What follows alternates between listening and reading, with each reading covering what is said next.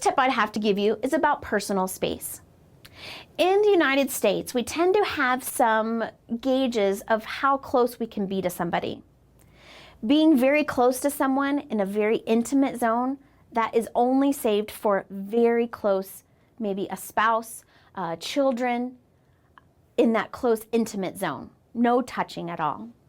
Then we have a friend zone. A friend zone is just a little bit farther than the intimate zone, but you'll notice there's no touching there.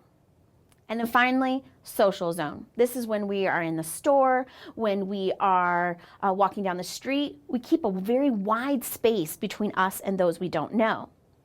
I remember once my husband was walking in the store and he passed by someone very closely. He didn't touch him, but he walked by very closely. Now, we have lived in China for so long that it didn't faze him. And the man got so upset at my husband and said, "What are you doing? Can't you say excuse me?" And my husband was like, "I am so sorry."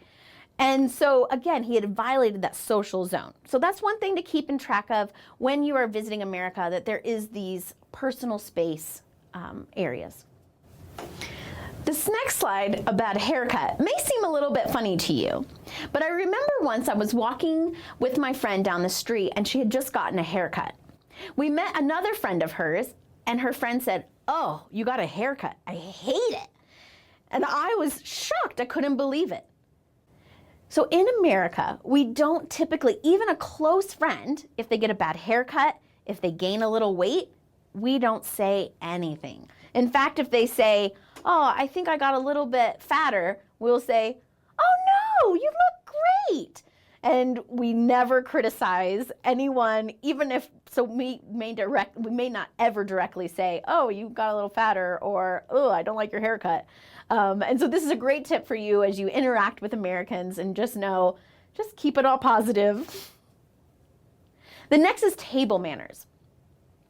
Now, when I give you this table manners, these are just basic things, but what you really should do is just watch the people around you that are sitting at the table with you.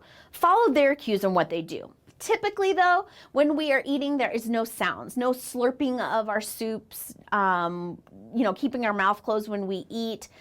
These types of things are just very simple table manners. We tend to take our napkin and place it in our lap. And we tend to sit up straight. We don't lean over our food. We tend to bring our food to us. And so these are just little tiny table manners that you can learn.